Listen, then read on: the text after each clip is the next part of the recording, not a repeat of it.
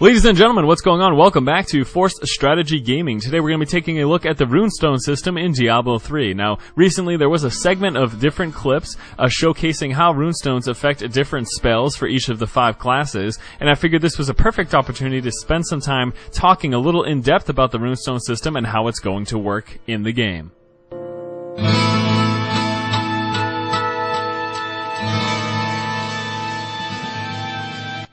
So the first question, of course, is going to be, what are Runestones? Well, what Runestones are is they're just little items that you're going to find in the world of the game.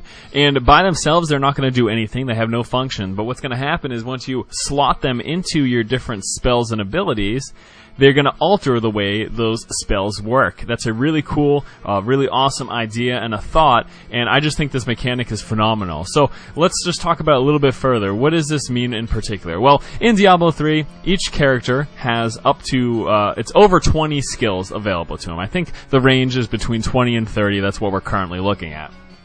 But out of those 20 plus skills, you can only have 7 active at a time. So the thought's going to be, well, that's not a lot of choice. That's not a lot of variation.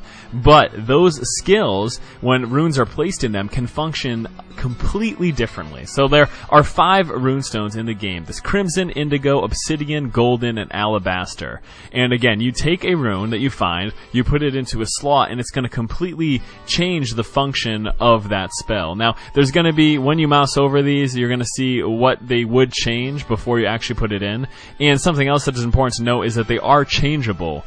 You don't necessarily lose it or sacrifice it by putting it into a skill. You are able to remove them and then use them on a different skill. So if you had a Crimson rune to one of your skills and you decide it'd be better suited for something else, you can just take it out, put it in that skill instead, and put a new skill in whatever one the Crimson one was initially in. So just take a quick look at some examples.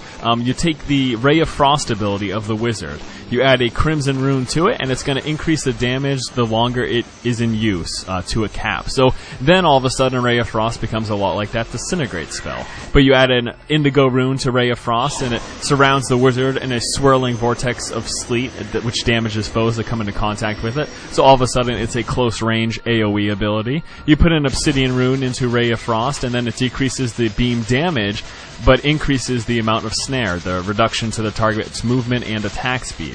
Add a Golden rune, Ray of Frost, the arcane power cost is reduced. This turns Ray of Frost into a much more spammable spell. You're not going to run out of your resources nearly as quickly.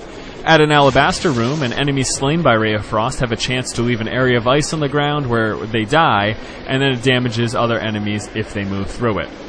So as you can see, you can take this initial spell, Ray of Frost, and depending on which of the 5 runes you put into it, it's going to work completely differently. Really exciting, really awesome stuff. Now in terms of the runes itself, also realize that there are 7 different levels of runes.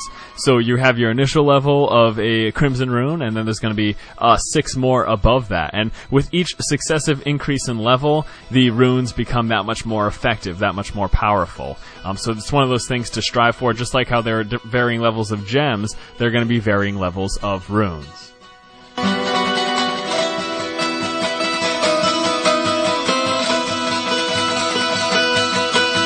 Now in terms of how you acquire the runes, it's going to be part of the random loot table of Diablo 3. So runes are going to be dropped within the game, just like the normal loots. In terms of scarcity, we're not 100% sure how the scarcity is going to look, if there's going to be, some runes are going to be more difficult to find than others, but again, realize there are of course going to be those 7 levels of increasing quality and rarity. I would imagine of course that the highest level is going to be much more scarce than the lowest level. I guess you could say rank 1 Crimson rune is going to be much easier to find than a rank 7 Crimson rune.